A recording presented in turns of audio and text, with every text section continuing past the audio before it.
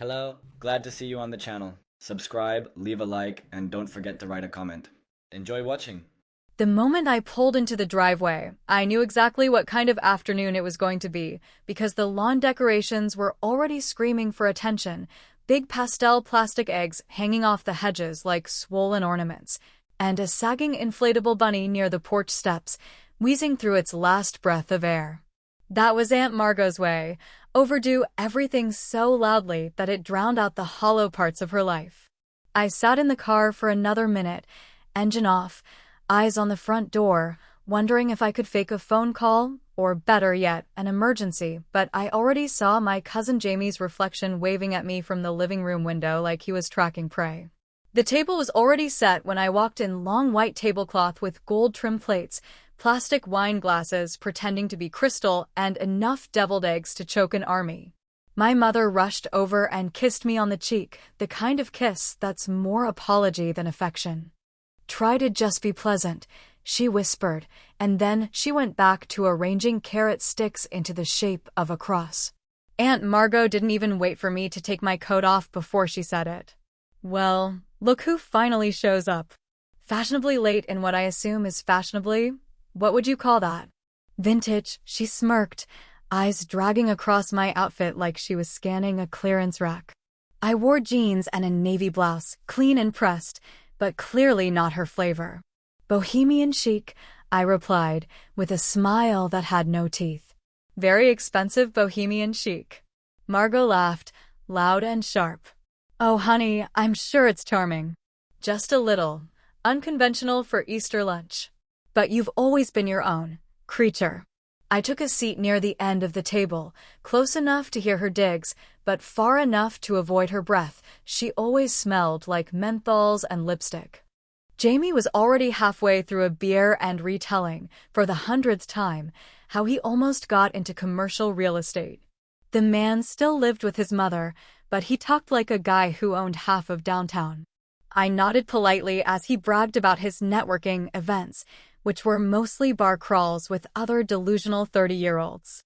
When we started passing around the ham, I thought maybe I could make it through the meal with only minimal damage. But that's when Margot struck again. She tilted her wine glass toward me, the cheap red sloshing close to the rim. Her voice got that fake sweetness, like whipped cream over a brick. "So Claire, tell me, you still don't own a house, do you?" Her eyebrows lifted like she was offering a compliment, but everyone at the table knew it was the kill shot. She said it loud enough that even Uncle Dan, who'd been half dozing through the meal, perked up. The air changed. Eyes shifted. Forks froze mid-bite. I smiled, slowly, letting her feel the silence she just created. I reached for my glass, took a long sip, and said, "Actually, I own 3. I just don't invite people who assume I have nothing."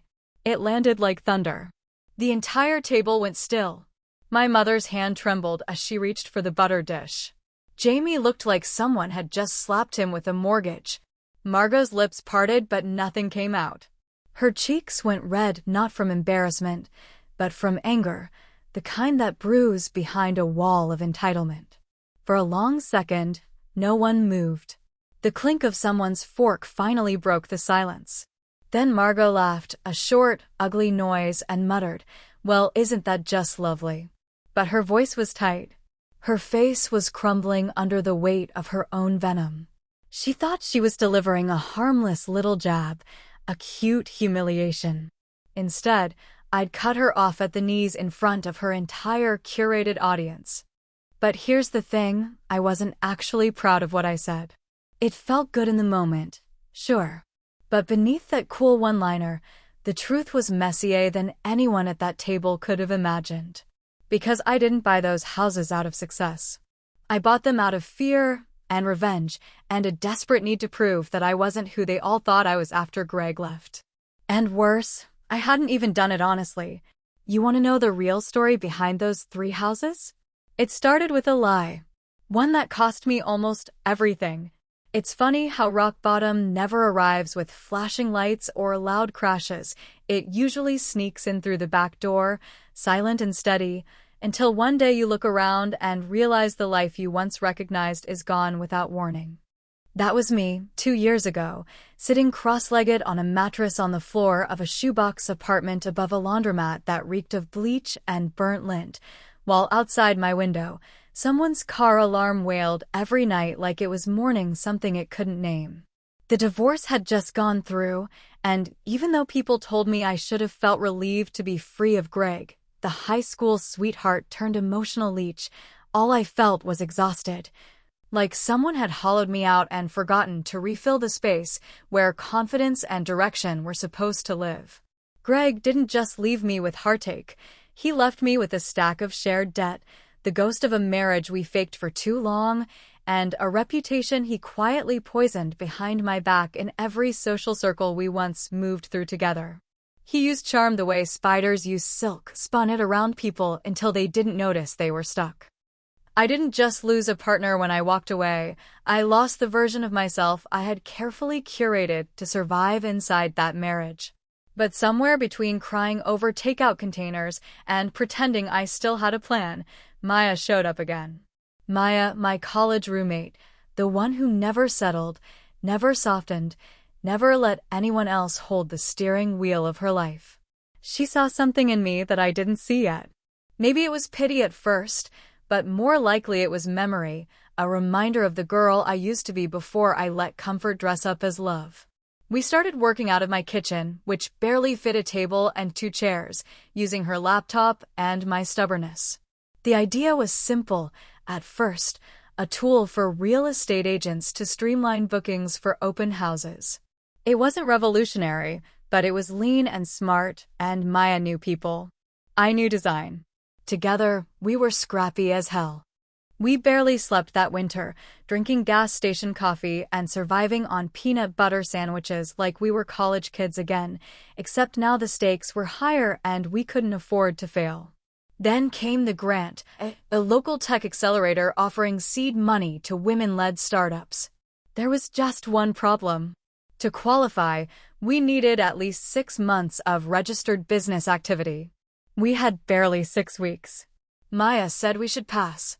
I said we should lie. And here's the part one still wrestle with. I didn't hesitate. I forged a few receipts, whipped up a fake business plan with timelines that didn't exist, and built a website overnight that made us look far more legitimate than we were. The committee didn't even blink. They handed us a check for $30,000 2 weeks later. We reinvested every penny of that $30,000 grant. Which, by the way, is about 50% of $1 million, or at least that's what I told my mother on the phone once, when I was deliriously tired and trying to sound impressive. She didn't correct me. Maybe she didn't know, or maybe she was too polite. Either way, I'm sure someone listening to this will feel the need to comment. Go ahead. Math was never my strong suit. What I did understand, though, was people and desperation, and how to spot value in things others overlooked. So we pivoted fast. The open house tool was decent, but the real money was in short-term rentals, and we saw how many struggling landlords were offloading fixer-uppers for next to nothing. We scooped up 3 of them, all distressed properties in underdeveloped areas that scared off big investors but looked like opportunity to 2 women with nothing to lose. We worked with contractors on the cheap, cut every corner that didn't touch safety, and branded the listings with charm and clever storytelling. Guests didn't care about location when the coffee machine was premium and the Wi-Fi password came on a handwritten card beside fresh flowers. We wrapped it all in an LLC with Maya's name front and center, not because I was hiding exactly, but because I knew the truth about the grant might catch up with me one day. And maybe a part of me wanted the invisibility. Maybe I liked the idea of having something no one could take credit for, not Greg, not Margot, not even my mother with her fragile little smiles that said, "I'm proud and I'm worried" in the same breath. For a while, it worked. The property started turning profits faster than we expected. We weren't rich, not yet, but we weren't drowning anymore, and for the first time in years, I breathed without clenching my jaw. No one in my family knew a thing. As far as they were concerned, I was still that wandering screw-up, eating boxed salad and chasing pipe dreams. But then Greg found out. I don't know how. Maybe it was dumb luck, or maybe someone we trusted talked too much at the wrong party. Either way, he showed up again, not in person, but in the form of a message. A single-sentence email with a screenshot of our property listings and the subject line, "We should talk." And suddenly, the houses weren't the secret anymore. I should have known Greg wouldn't stay gone forever, not the kind of man who walks away from power once he's tasted it, especially when that power came with years of manipulation and a long leash he thought he could always yank when I strayed too far. When his email landed in my inbox, it felt like being slapped across the face with a glove soaked in old perfume, familiar, irritating, and designed for maximum performance. He didn't need to say much. Just one smug subject line and a screenshot of the Airbnb listing under our LLC's name, circled in red like a teacher grading an essay, and suddenly my stomach dropped through the floor. I didn't breathe for a full minute, just stared at the screen while the cheap ceiling fan above my desk spun like it was mocking me. Of course he found out. Greg was the kind of man who set up email forwarding years ago just in case and kept tabs on people long after they stopped being useful to him. That's the thing about narcissists. They never let go of anything they think they built, even if they were the ones who broke it in the first place. His message was short, just 8 words in the body. "We can talk." Or "I can talk." That was it. No signature, no fake pleasantries. Just the tone of someone who thought he still held the matches and the gasoline. I could already hear his voice in my head, slow and smug, dragging out the vowels like he always did when he thought he was being clever. I told Maya immediately.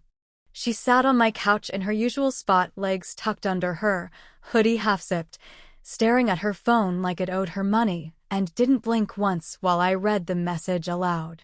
Her first words weren't questions, they were strategy. "He doesn't know what cards we've got," she said, "but let's make him think we're folding." That was Maya's gift. Where I panicked, she plotted. Where I saw danger, she saw a stage. And together, we put on a hell of a show. Greg wanted half the properties. That was his opening demand.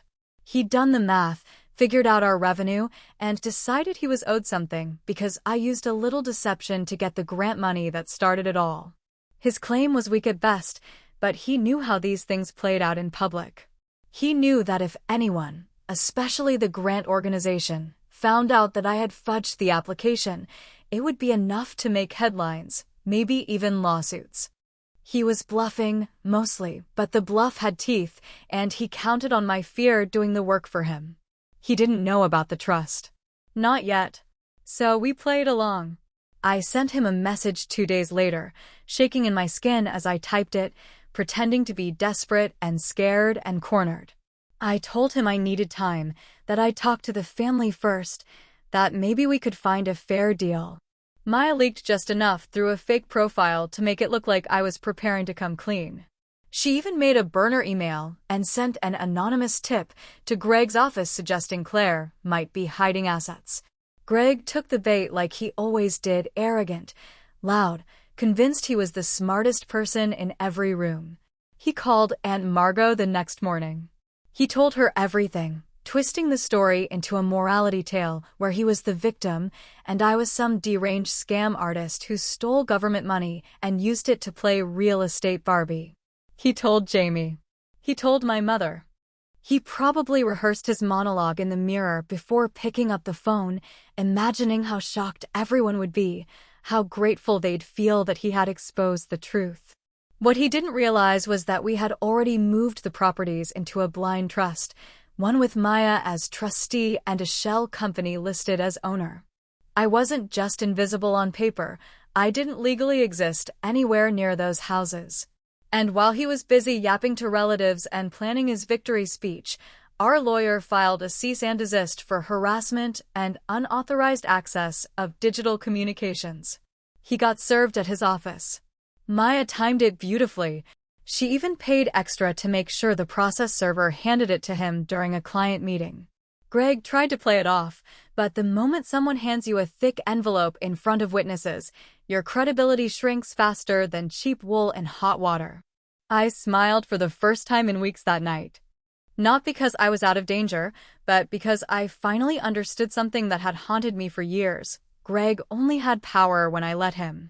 Once I stopped playing the scared little wife he'd trained me to be, he was just another man yelling into a storm, hoping someone thought he was in control. But the real revenge wasn't the cease and desist. It wasn't the trust. It wasn't even watching Greg squirm when his leverage crumbled like wet paper. The real revenge came at Easter, because Margot had her own little secret. And I knew it. There's a particular kind of satisfaction that comes from knowing something others don't, especially when it's the kind of thing that could detonate an entire room if said out loud. A truth so sharp and ugly it could slice right through every polished smile and carefully performed family tradition.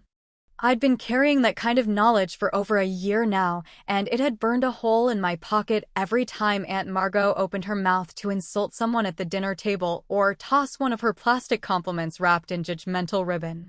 But on Easter Sunday, after her little jab about my non-existent house, after I served her that cold reply that turned her cheeks into fire and the room into ice, I finally decided it was time to open that pocket and let the secret breathe. It had started almost innocently, back when I still believed keeping my head down was the same thing as being noble. Uncle Dan, Margot's long-suffering husband with the perpetually tired eyes and the handshake that felt like an apology, had approached me about 2 years ago. It was at some forgettable birthday gathering where everyone brought casseroles and pretended not to hate each other. He pulled me aside near the garage, where he was hiding from the noise and nursing a flat beer, and asked if I could look at something for him. His tone was off, nervous, like a teenager trying to buy liquor with a fake ID. Turned out, Uncle Dan had gotten himself into a mess. A big one. Years ago, during a rough patch at work, which I later found out was code for gambling weekends in Reno, he had borrowed from his retirement fund. Not once, not twice, but repeatedly. He'd cooked the books to cover the gaps, then panicked when a random audit loomed on the horizon. He needed someone to help clean things up quietly before anyone noticed. And since I had a background in finance, and he knew I wasn't exactly flush with cash at the time, he offered me $5,000 to fix a few files and say nothing. I took the money. At the time, I told myself I was helping family. That I was too broke to say no. That it wasn't really fraud if it was just paperwork shuffling. Lies always come easy when you're desperate. I never told anyone, not even Maya. And the guilt of that silence stayed buried under everything else I had going on. Until Greg showed up again. Until Margot popped off at Easter like she was untouchable. See, Margot didn't know about Dan's problem. Not the full extent, anyway. She thought he had a gambling hobby and that he'd retired early because of health reasons. She still paraded him around like a trophy husband, bragging about their financial stability and mocking anyone who didn't own property or have a 6-figure savings account. She liked to make little comments about people who don't plan ahead while slicing ham and flashing her tennis bracelet. Meanwhile, their finances were being held together with paperclips and prayer. So I made a decision. That morning, before I even pulled into the driveway, before the whole 3 houses moment happened, I emailed a tip to the IRS, anonymous, detailed, backed up with the kind of numbers only someone close to the file could have known. It wasn't emotional. It wasn't even vengeful. It was clinical. Like slicing out a tumor before it turned into something worse. I timed it perfectly. Sent the email, deleted the evidence, then walked into Easter lunch with a smile that only I knew the meaning of. I watched Margot closely after I delivered my line about the houses.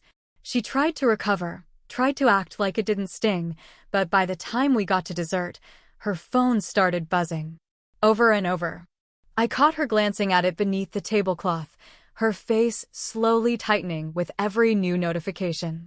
She whispered something to Uncle Dan, whose reaction said more than any words could have. He didn't argue. He didn't ask what was wrong. He just stared at the table like it was a long tunnel with no end in sight. I excused myself to the kitchen to help with dishes, mostly just to give them space to panic. That's when my mother followed me in. She looked shaken, pale. She didn't yell, she whispered, like she was afraid the words might shatter something delicate if said too loud. "What did you do, Claire?" she asked, eyes wide and glassy. And that's when it hit me. My mother knew. Not just about Dan's mistake, but about mine. About the grant, about the fake paperwork, maybe even more. There was something in her face, not shock, not disappointment, but recognition. She wasn't just afraid for Margot. She was afraid for herself. And suddenly the threads started pulling together. It wasn't just Uncle Dan. My mother had been in on it, or at the very least, she'd helped cover it up. Maybe she thought she was protecting the family. Maybe she thought it was her job to smooth things over, the way she always. But now the whole web was starting to unravel, and I had kicked the first strand loose with one email and a bitter smile. This wasn't just about Margot. It never was. This was about the lies we all told to survive each other, and the blood debt of silence we kept paying for year after year. I thought I was playing chess, but the board was bigger than I'd realized. And some of the pieces I thought were mine were moving on their own. The sound in the dining room changed the moment Margot pushed back her chair, not in the dramatic, huffing way she was known for during years of performative offense, but with a quiet, mechanical movement that made the air feel thinner, like all the oxygen had been pulled out from the room without warning. She didn't look at anyone. Her face had that pinched, colorless tone of someone who was trying to hold everything together while her foundation cracked beneath her heels. Her lips pressed into a line as thin as a blade. Without a word, she stood, adjusted her napkin, and walked out of the room with her phone clutched tightly in one hand like it was the last piece of control she had left. The silence that followed was unbearable in the best possible way.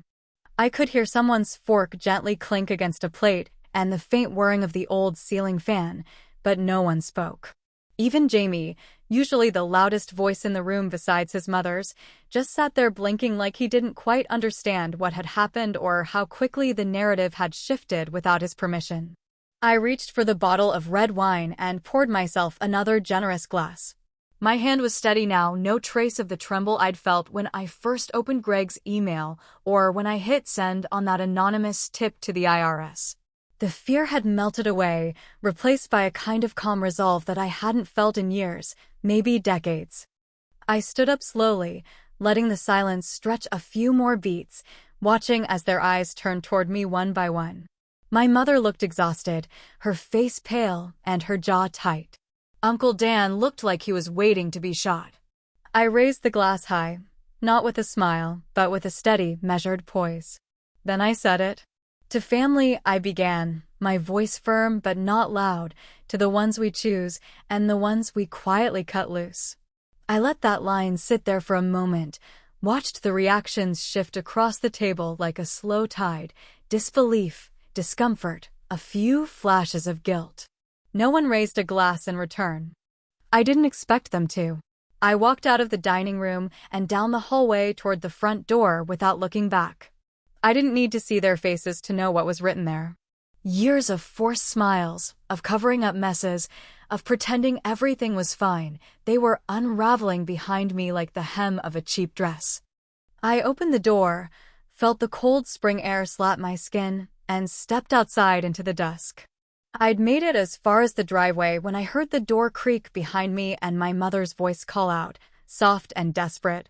"Claire," she said, and when I turned around, I saw her standing there with her hands clenched into fists at her sides and her eyes wet. She looked smaller somehow, like the years had finally caught up to her in the space of an hour. "You ruined everything," she said, and her voice cracked halfway through the sentence. I stared at her for a long moment, the weight of everything we'd never said pressing down like fog. I thought of all the times I had come to her with my pain, my fears, my confusion, and how often she'd told me to keep the peace, to not make waves, to let things go for the sake of the family.